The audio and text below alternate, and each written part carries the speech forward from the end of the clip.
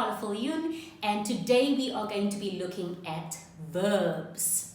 So in other words, what verbs are the common ones that appear in the dance studies question paper? So remember, the verb is the action word. So in other words, it answers the question, what must I do here? In other words, what is this question actually asking me to do?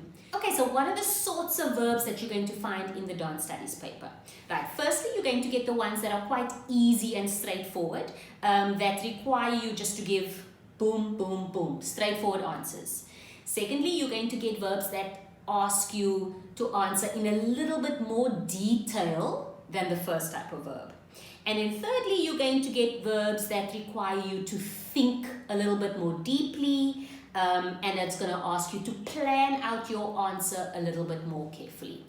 Okay, so let's get into these verbs. Right, the first one we're going to do is name. So what do you need to do when you name? Literally, give the name. So name the school you attend, or name your 3 favorite music artists, right? In the dance paper, for example, name 2 dance genres you have studied. Okay. Sometimes, instead of the word name, they will use the verb identify, right? Identify 2 dance genres you have studied. Identify is often also used when there is a picture in the paper or a quote, right? So it will say, study the picture and identify 3 components of fitness used by the dancer. So identify and name, those 2 are very similar. Identify is often used when there's a source of some sort. So it could be a picture, it could be a quote, it could be a little table or a diagram. So name and identify, quite similar, those 2. Okay, so the next one is define. So what is define? What does that mean? Give a definition, right? So define YouTube. In other words, what is YouTube? Give a definition of YouTube. YouTube is a platform where anybody can upload and post video content for the entire world to see, right? So that is the definition. That is what YouTube is. So how is it used in dance? Define flexibility. In other words, tell us what flexibility is. Or define musicality. What is musicality? Give us a definition of what musicality is. Okay, so the next one is list. So when would you use a list, right? So if you're going to the grocery store and you need to purchase a few items, you will make a list. So on your list might be bread, milk, cheese, eggs. That's your list. So it literally goes boom, boom, boom, boom. So in the dance paper, they might ask you to make a list. So list 3 causes of injury, for example. So bum, bum, bum, bum. Those are my 3 causes. Okay, the next one is choose or select, right? So often in the paper, you will see perhaps it's a little box with different options for answers. And then underneath that, it might have statements that are incomplete with like a missing word or something. So the question might read, choose the correct answer to complete each of the statements. So you're literally going to go to the box. You're going to choose or select which one fits where. You also choose and select when you have a multiple choice question, right? So it will have a statement at the beginning of each question, and then it will have 4 options in your multiple choice for you to choose from. So there you also doing choose or select. Another way to do choose or select is whether you have to choose whether the statements are true or false. Yeah, so there you've only got 2 options. Either it's true or it's false. Remember, with the false options, you have to give a little bit more. So if you're saying the answer is false, the question will often tell you, say why it is false or correct the false statement. So don't forget about that part when you're doing the false one. When you're doing true, if your answer is true, you will just write true. If your answer is false, it requires you to do a little bit more. You'll either correct the statement or say why it was false.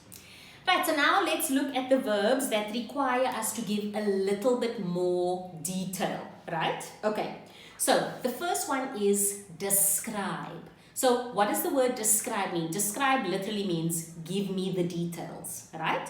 So if I asked you to describe this tin of zambak. Imagine you've sent somebody to the shop. They have no idea what zambak is or what it looks like. They've never seen it in their lives before. You need to describe it to them to make the picture clear in their minds of what that thing looks like. So if I had to describe this and I just said it's a round metal tin, in your mind, can you see what that looks like? I mean, what size is it? What color is it? What shape is it? No. So describe means you are giving details of what it looks like. So if I needed to describe this, what would we say? What could we say? Right, so we would say it is a little metal container, maybe a little bit bigger than a 5 rand coin, right? It has a separate top and bottom. It contains green ointment inside, and the packaging is white and green. And in the middle, it's got zambak written big. The branding is written big on the front of the tin. Okay, so when you are describing something, you are explaining it you keep providing the details. So maybe the question asks you to describe the lighting used in the dance work, right? So you're not just going to say it was dark lighting. You're going to describe it in detail. So you're going to say, right, at the beginning of the work, it starts with very dim lighting. You can hardly see what's going on stage. And it's sort of a greenish blue, dark color. The lighting is also coming from the side of the stage. So it creates a silhouette or shadow on the dancers that are on the stage. Okay? So you're really painting the picture as to what those details look like. You're describing it as if the person who's reading has no idea, has never seen it. So remember, when you're doing describe, you're providing the details. Alright, so let's look at the word explain. So what does explain mean? Explain means also give the details, but explain usually answers the question why or how. So if somebody asked me, explain why you are wearing this top in the video today, I would say, I'm wearing this top because green is my favorite color. Right? Or I'm wearing this top, it's a long sleeve, so that I don't get cold. Okay? So usually I always give the tip. When you are answering something that says explain, it is quite useful to use the words because or so that, because that really finishes off your explanation. So an example from dance, if the question says explain how to land safely from a jump, how would you answer that? Explain how to land safely from a jump. You would probably say something like, right, in order to land safely, I would land through the feet, toe, ball, heel, and bend my knees so that there's not a shock to my system and I don't land hard on the floor and I don't injure myself, right? So there was a so that to that answer. Okay, so the next one is discuss. What does the word discuss mean? Discuss is usually talk about something in detail. In this case, in your paper, it will be write about something in detail. So if the question read, for example, discuss the history of your dance major, there are lots of things that you can put into to give the detail of your dance major here.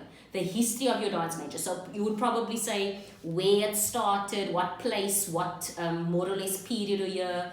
Maybe you would talk about the big influential people, and maybe you would talk about the different styles that are within that dance genre specifically. Alright, so the next one is analyze. So what does the word analyze means? Analyze means to look closely at something or to look at something in detail so that you can explain it and you can interpret it, right? So in the dance paper, often the word analyze is used when you are looking at a picture. So it will say, analyze the picture and then explain ba ba ba ba ba ba ba. So you've got to study the picture, look at the picture in detail first before you can do what comes next. So it might say, analyze the picture and explain how the components of fitness are used for the dancer to hold that position, right? Okay, so the next one is compare. So what are you doing when you're comparing? You're pointing out similarities and differences, right? And you've obviously got to have two things or more than two things. So if I were to compare these two sticky notes, oh, this one has a note. If I were to compare these two sticky notes, right? What are the similarities and what are the differences? So I would probably say, okay, so in terms of their shape, they are both squares and they are also both the same size. But in terms of their differences, the one is pink and the other one is purple. So I've pointed out what their similarities are and what their differences are, and I've compared them in that way. Okay, so how would this happen in your dance paper? Maybe it would be something like compare how music or accompaniment is used in traditional African dance, compare it to how music is used with classical ballet. So you're looking at those two different things, you're looking if there are similarities and you're looking if there are differences. Okay, right, now we're getting to the verbs that we said require us to think a little bit more deeply, to plan out our answers, and also these verbs allow us to bring a little bit of ourselves into it, a little bit of our personality, right? So the first one is create. So what does the word create mean? Create, to make or to design something, right? So the question may be something like, create a poster for your dance class that shows us the difference between static and dynamic stretching. So you're making a poster, you're creating a poster. Or it could be design an eating plan that will benefit a dancer's performance, or design an eating plan that will make that a dancer has adequate energy to dance the entire day, or whatever the case may be. So with these types of questions, remember, you actually have to plan out how you're going to do your answer before you can give the final answer. So think about your choreography. You didn't just produce a final choreography, boom, just like that.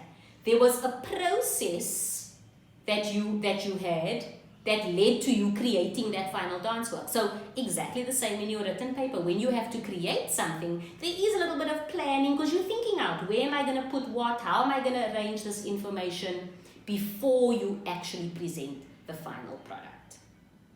And so the next one is evaluate. So what does the word evaluate mean? Evaluate means you making a judgment call, or you're making an assessment, doing an assessment. So for example, your teachers, when they mark your question papers, they are evaluating the level of your answers. They're evaluating how you've answered based on the facts that you've written on your question paper. So in the question it might read, evaluate, let's think of an example. Evaluate whether or not the dance work that you are studying is relevant. So you're making a judgment call as to whether or not you think the dance that you've studied, whether it's relevant or not. So maybe you say, actually when I evaluate it, I think it is relevant because it deals with the theme of human rights violation, which we still see today. You know what I mean? So you're making a judgment call based on the facts that you have in front of you.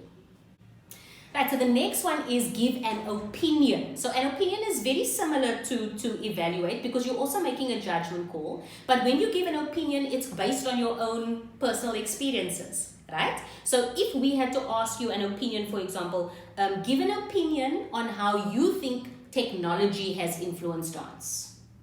You would draw on your own experience of dance and your own experience of technology, and you would formulate your opinion based on that. So opinion is also giving a judgment call, but it is based on your personal experience or your personal perspective. Right, and then the last one is reflect, right? So like reflect in a mirror. So what does the word reflect mean? So when you're reflecting, you're often looking back on something, or you are thinking deeply about something. So for example, reflect on how you maintained your fitness this past year. Yeah? So that question requires you to think back. You're like, okay, let me think back on this year. Firstly, did I maintain my fitness? Yes, actually I did. I maintained my fitness through learning all the TikTok challenges. I learned all of those dances and I practiced them over and over and over before I actually posted them. So that definitely increased my cardiovascular endurance. Okay, so reflect, you're thinking back on something. Alright guys, that wraps up our video 2 on verbs. Let's quickly recap which verbs we looked at today, right? So we said the easier, the straightforward ones, we said name, identify, define, list, choose and select. Then we said the verbs that require us to give more detail were describe, explain, discuss, analyze, and compare. And then lastly, we looked at the verbs that required us to think a little bit further and to bring a little bit of ourselves into the answer. So we said those verbs were create, evaluate, give an opinion, and reflect. Alright guys, all the best. I hope that helped. And I'm going to give you a little challenge actually today. In the comment section below, I want you to use one of the verbs that we've gone through and formulate your own question. And it can be a simple question. It doesn't have to be anything hectic. Yeah. So use one of the verbs that were explained in today's video and see if you can come up with your own answer. And then you post it in the comments and maybe we can get a little bit of a community going and engage in some discussion. See what I did there? Okay guys, all the best. See you next time. Bye.